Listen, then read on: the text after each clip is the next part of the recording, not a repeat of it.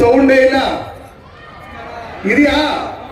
ಓ ಅಣ್ಣವ್ರು ಮಾತಾಡಿದ್ದ ಆದ್ಮೇಲೆ ಎಲ್ಲರೂ ಊಟಕ್ಕೆ ಹೋಗೋಣ. ಈ ದಿನ ಏನು ನಮ್ಮ ಶಾಶ್ವತ ನೀರಾವರಿ ಹೋರಾಟ ಸಮಿತಿ ವತಿಯಿಂದ ನಮ್ಮೆಲ್ಲರ ಹಿರಿಯರು ತಂದೆ ಸಮಾನರಾದಂತ ನಿವೃತ್ತ ಸುಪ್ರೀಂ ಕೋರ್ಟ್ ಸೇರಿ ವೇದಿಕೆ ಮುಂಭಾಗದಲ್ಲಿರ್ತಕ್ಕಂಥ ಎಲ್ಲ ನಮ್ಮ ಮುಖಂಡರುಗಳು ಮಾಧ್ಯಮದ ಮಿತ್ರರು ಸೇರಿ ಕಳೆದ 15 ದಿವಸದಿಂದ ಶಾಶ್ವತ ನೀರಾವರಿ ಹೋರಾಟ ಮಾಡಬೇಕು ಅಂತ ಹೇಳಿ ತಾಲೂಕುಗಳಲ್ಲೂ ಬಂದು ಮೀಟಿಂಗ್ ಮಾಡಿದ್ರು. ನಾನ್ ತಿಳ್ಕೊಂಡಿದ್ದೆ ನಮ್ಮ ಜಿಲ್ಲೆ ಜನ ಸ್ವಾಭಿಮಾನಿಗಳು ಶಾಶ್ವತ ನೀರಾವರಿ ಯೋಜನೆ ಅಂದ್ರೆ ಎಲ್ಲರೂ ಮನೆ ಮಠ ಬಿಟ್ಟು ವ್ಯವಸಾಯ ಮಾಡೋದ್ ಬಿಟ್ಟು ಮಂಡಿ ಮಾಡೋದ್ ಬಿಟ್ಟು ಎಲ್ಲರೂ ಮನೆಯಿಂದ ಒಬ್ಬೊಬ್ರು ಬರ್ತಾರೆ, ಬಂಡಿಗಳಲ್ಲಿ ಬರ್ತಾರೆ, ಟ್ರ್ಯಾಕ್ಟರ್ಗಳಲ್ಲಿ ಬರ್ತಾರೆ, ನಡ್ಕೊಂಡ್ ಬರ್ತಾರೆ, ಗಾಡಿಗಳಲ್ಲಿ ಬರ್ತಾರೆ, ಲಕ್ಷಾಂತರ ಜನ ಸೇರ್ತಾರೆ ಅಂತ ನಾನ್ ತಿಳ್ಕೊಂಡಿದ್ದೆ. ಆಮೇಲೆ ಪಕ್ಷಾತೀತವಾಗಿ ಎಲ್ಲಾ ಶಾಸಕರು, ಅದು ಜೆಡಿಎಸ್ ಇರ್ಬೋದು, ಕಾಂಗ್ರೆಸ್ ಇರ್ಬೋದು, ಬಿಜೆಪಿ ಇರ್ಬೋದು, ಎಲ್ಲರೂ ಬರ್ತಾರೆ ಅಂತ ನಾನು ತಿಳ್ಕೊಂಡಿದ್ದೆ. ನಾವೇನು ಓಟ್ ಕೇಳಕ್ ಕರೆದಿಲ್ಲ, ನಾವಿಲ್ಲಿ ನಮ್ಮ ಜನರ ನಾಡಿ ಮಿಡಿತ ರೈತರು ಏನಿದ್ದಾರೆ ಆ ರೈತರ ಉಳಿವಿಗಾಗಿ, ನಮ್ಮ ಮಕ್ಕಳ ಉಳಿವಿಗಾಗಿ ಶಾಶ್ವತ ನೀರಾವರಿ ಯೋಜನೆ, ಶುದ್ಧ ನೀರು ಕುಡಿಯಬೇಕು, ಅದನ್ನ ಕೇಳೋದಕ್ಕೆ ಎಲ್ಲರೂ ಬರ್ತಾರೆ ಅಂತ ತಿಳ್ಕೊಂಡಿದ್ದೆ. ನಾನು ಇಲ್ಲಿ ಬಂದು ನೋಡಿದಂತ ಸಂದರ್ಭದಲ್ಲಿ ನನಗೆ ಗೊತ್ತಾಯ್ತು, ವಕೀಲರು ಕೋರ್ಟ್ಗೆ ಏನು ವಿರಾಮ ಕೊಟ್ಟು ನಾವು ಓದ್ತಾ ಇದ್ದೀವಿ, ನಮ್ಮ ಜಿಲ್ಲೆಗೋಸ್ಕರ ಹೋರಾಟ ಮಾಡ್ಬೇಕು ಅಂತ ಹೇಳಿ ಕೆಲವು ರೈತ ಸಂಘದವರು ಬಂದಿದ್ದಾರೆ, ರಕ್ಷಣಾ ವೇದಿಕೆಯವರು ಬಂದಿದ್ದಾರೆ, ಬೇರೆ ಬೇರೆ ಅಂಗವಿಕಲ ಸಂಘದ ಪದಾಧಿಕಾರಿಗಳನ್ನು ಬಂದಿದ್ದಾರೆ. ಆದ್ರೆ ಎಲ್ಲಾ ಕೈ ಕಾಲು ಚೆನ್ನಾಗಿದ್ದು, ಎಲ್ಲ ಬುದ್ಧಿ ಎಲ್ಲ ಚೆನ್ನಾಗಿದ್ದು, ನಮ್ಮ ಉಳಿಯೋದಕ್ಕೋಸ್ಕರ ನಮ್ಮ ಮಕ್ಕಳಿಗೆ ಶಾಶ್ವತವಾಗಿ ಶುದ್ಧ ನೀರು ಬೇಕಂತ ತಿಳ್ಕೊಂಡಿರ್ತಕ್ಕಂಥ ಬುದ್ಧಿವಂತರ ಈ ಹೋರಾಟಕ್ಕೆ ಬಂದಿಲ್ಲ. ಅದು ನಿಜಕ್ಕೂ ನನಗೊಂಥರ ಬೇಜಾರಾಗುತ್ತೆ ನನಗೆ.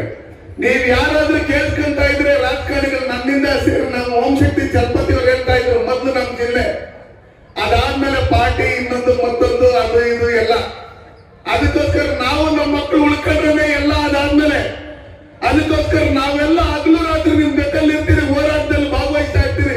ನಿಮ್ಗೂ ಸ್ವಲ್ಪ ನಾಚಿಕೆ ಮಾನ ಮರ್ಯಾದಿದ್ರೆ ಯಾರ್ಯಾರು ಅನ್ನ ತಿಂತೀರೋ ಅವರೆಲ್ಲರನ್ನ ಈ ಹೋರಾಟದಲ್ಲಿ ಲಕ್ಷೋಪ ಸಂಖ್ಯೆಯಲ್ಲಿ ಬಂದು ಭಾಗವಹಿಸಬೇಕು. ಆ ಭಾಗವಹಿಸಿದಾಗೆ ನೀವು ಈ ಕೋಲಾರ ಜಿಲ್ಲೆಯಲ್ಲಿ ಹುಟ್ಟಿದ್ದಕ್ಕೆ, ಚಿಕ್ಕಬಳ್ಳಾಪುರ ಜಿಲ್ಲೆಯಲ್ಲಿ ಹುಟ್ಟಿದ್ದಕ್ಕೆ, ಬೆಂಗಳೂರು ಗ್ರಾಮಾಂತರ ಜಿಲ್ಲೆಯಲ್ಲಿ ಹುಟ್ಟಿದ್ದಕ್ಕೂ ಸಾರ್ಥಕ ಆಗುತ್ತೆ. ಇಲ್ಲಾಂದ್ರೆ ಆ ಋಣ ತೀರಿಸಂತ ಕೆಲಸ ನೀವು ಜೀವನದಲ್ಲಿ ಮಾಡಲ್ಲ. ನನಗೆ ಜನ ಓಟ್ ಹಾಕಿ ಗೆಲ್ದಾಗ ನಾನು 40 ಬಂದೆ. ನಾನು ಎಲ್ಲರೂ ತಿಳ್ಕೊಂಡು ತಿಳಿದ 45 ದೇಶಗಳು ತಗೊಂಬಂದವನೇ ಅಂತೇಳಿ. ನಮಗೆ ಗೊತ್ತಿದ್ದ ಕೋಲಾರ ನಗರದಲ್ಲಿ ಕುಡಿಯೋ ನೀರಿನ ಪ್ರಾರಂಭ ಇತ್ತು. ಸುಮಾರು 100-150 ಟ್ಯಾಂಕರ್ ಓಡಾಡ್ತಾ ಇತ್ತು ಪ್ರತಿದಿನ. ಬೋರ್ ಹಾಕಿದ್ರೆ 1500 ಅಡಿ ಬೋರ್ ಹಾಕಿದ್ರೆ ನೀರು ಸಿಗ್ತಾ ಇಲ್ಲ, 2000 ಬೋರ್ ಹಾಕೋಣ. ಅದಕ್ಕೋಸ್ಕರ ಏನ್ ಮಾಡೋಣ ಅಂತ ಹೇಳಿ ಯೋಚನೆ ಮಾಡಿ ಹಿರಿಯರ ಹತ್ರ ಎಲ್ಲರೂ ಮಾತಾಡಿ 45 ದೇಶಗಳು ಎತ್ಕೊಂಡ್ಬಂದು ಕೋಲಾರಮ್ಮನ ಕೆರೆ, ಕೋಡಿಕಣ್ಣೂರು ಕೆರೆ, ಮುದುವಾಡಿ ಕೆರೆ, ಅಂಬೇನಹಳ್ಳಿ ಕೆರೆ, ಈ ಕೆರೆ ಎಲ್ಲ ಕ್ಲೀನ್ ಮಾಡಿದ ತಕ್ಷಣ ಆ ಭಗವಂತನ ಆಶೀರ್ವಾದ ಮಳೆ ಬಂತು. 40 ವರ್ಷಗಳ ನಂತರ ಪ್ರಥಮವಾಗಿ 2600 ಕೆರೆಗಳು ಒಂದೇ ಸರಿ ತುಂಬಿಕೊಂಡು. ದಯವಿಟ್ಟು ನಾನು ನಿಮ್ಗೆಲ್ಲ ಕೈ ಮುಗಿದು ಕೇಳ್ಕೊಳ್ಳೋದಿಷ್ಟೇ, ಚುನಾವಣೆ ಬಂದಾಗ ರಾಜಕಾರಣ ಮಾಡೋಣ. ಅದಕ್ಕೆಲ್ಲ ಬೇಕಾದಷ್ಟು ಜನ ಲೀಡರ್ಗಳು ಅವರು ಇವರು ಎಲ್ಲರೂ ಇದ್ದಾರೆ. ಈ ಶಾಶ್ವತ ನೀರಾವರಿ ಹೋರಾಟಕ್ಕೆ ಇವತ್ತೇನು ತಾಲೂಕಲ್ಲಿ ನಮ್ಮಲ್ಲಿ ಸಂಪಂಗಿಯವರು ಹೇಳಿದ್ರು, ನಾವು ಸಹಸ್ರಾರು ಸಂಖ್ಯೆ ಸೇರಿಸ್ತೀರಿ ಅಂತ ಹೇಳಿದ್ರಿ. ಉಡಿ ವಿಜಯ್ ಕುಮಾರ್ ಅವರು ಹೇಳಿದ್ರು.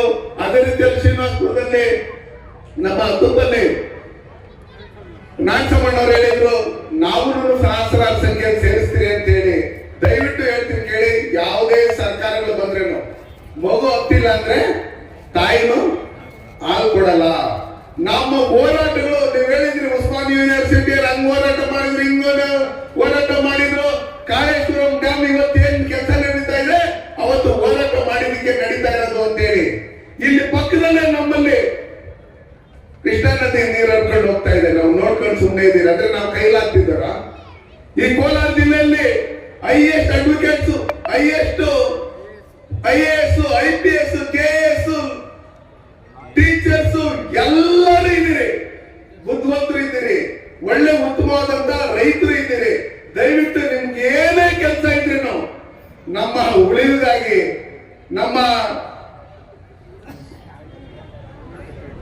ಜೀವ ಉಳಿಯೋದಕ್ಕೋಸ್ಕರ ನಮ್ಮ ಮಕ್ಕಳ ಭವಿಷ್ಯಕ್ಕಾಗಿ ಈ ಶಾಶ್ವತ ನೀರಾವರಿ ಹೋರಾಟಕ್ಕೆ ದಯವಿಟ್ಟು ಮನೆಯಿಂದನೂ ಒಬ್ಬೊಬ್ಬ ರೈತರು ಬರೋದಕ್ಕೆ ನೀವು ಯಾವತ್ತು ಶುರು ಆಗ್ತಿರೋ ಪಕ್ಷಾತೀತವಾಗಿ ಅವತ್ತು ನಾವು ಈ ಶಾಶ್ವತ ನೀರಾವರಿಯನ್ನ ನಾವು ಶುದ್ಧ ನೀರನ್ನ ನಾವು ಪಡ್ಕೊಂತೀವಿ. ನಾನು ಇನ್ನೂ ಏನೇನೋ ಮಾತಾಡ್ಬಿಡ್ತೀನಿ, ಸುಮ್ಮನೆ ಸರಿ ಹೋಗಲ್ಲ. ದಯವಿಟ್ಟು ನಮ್ಮ ಕೈಯಲ್ಲಿ ಇನ್ನೂ ಬೇರೆ ಬೇರೆ ರೀತಿಯಲ್ಲಿ ಬಯಸ್ಕೊಳ್ಳೋದು ಮೊದಲು ದಯವಿಟ್ಟು ಹೋರಾಟಕ್ಕೆ ಬಂದು ನಮ್ಮ ಕೋಲಾರ ಜಿಲ್ಲೆ ಜನರನ್ನ ಋಣವನ್ನ ತೀರ್ಸಂತ ಕೆಲಸಗಳನ್ನ ನೀವು ಮಾಡಬೇಕು ಅಂತ ಹೇಳಿ ಇಲ್ಲಿ ಸಮಯ ಅಭಾವ ಇರೋದ್ರಿಂದ ಜನ ತಾಳ್ಮೆ ಕಳ್ಕೊಳ್ಳೋದಕ್ಕೆ ಮೊದಲು ಮಾತಾಡೋದು ನಿಲ್ಲಿಸ್ಬೇಕು ಅಂತ ಉದ್ದೇಶದಿಂದ ದಯವಿಟ್ಟು ನೀವೆಲ್ಲರೂ ಮನೆಗೆ ಹೋಗಿ ಅವನಿಲ್ಲ ಇವನು ಹಿಂಗೆ ಅವನು ಸರಿ ಇಲ್ಲ ಇವನು ಸರಿ ಇಲ್ಲ ಅನ್ನೋದನ್ನ ಬಿಟ್ಟು ನಾವು ಕೋಲಾರ ಜಿಲ್ಲೆಯಲ್ಲಿ, ಚಿಕ್ಕಬಳ್ಳಾಪುರ ಜಿಲ್ಲೆಯಲ್ಲಿ, ಬೆಂಗಳೂರು ಗ್ರಾಮಾಂತರ ಜಿಲ್ಲೆಯಲ್ಲಿ ಶಾಶ್ವತವಾದಂತಹ ನೀರಾವರಿ ಯೋಜನೆಗೆ ಯಾವ ರೀತಿ ಹೋರಾಟಕ್ಕೆ ಹೋಗ್ಬೇಕು, ನಾವೆಲ್ಲರೂ ಹೋಗ್ಬೇಕು ಅನ್ನೋದು ಮಾತಾಡಿ ಎಲ್ಲ ಒಗ್ಗಟ್ಟಾಗಿ ಮುಂದಿನ ದಿನಗಳಲ್ಲಿ ನಾವು ಇನ್ನ ಹೋರಾಟದಲ್ಲಿ ಭಾಗವಹಿಸೋಣ ಅಂತ ಹೇಳಿ ನನಗೆ ಮಾತಾಡೋಕೆ ಅವಕಾಶ ಮಾಡ್ಕೊಳ್ಳೋ ತಮ್ಮೆಲ್ಲರಿಗೂ ಒಂದ್ಸಿ ನನ್ನ ಮಾತನ್ನು ಮುಗಿಸ್ತಾ ಇದ್ದೀನಿ. ಜೈ ಹಿಂದ್, ಜೈ ಭಾರತ್.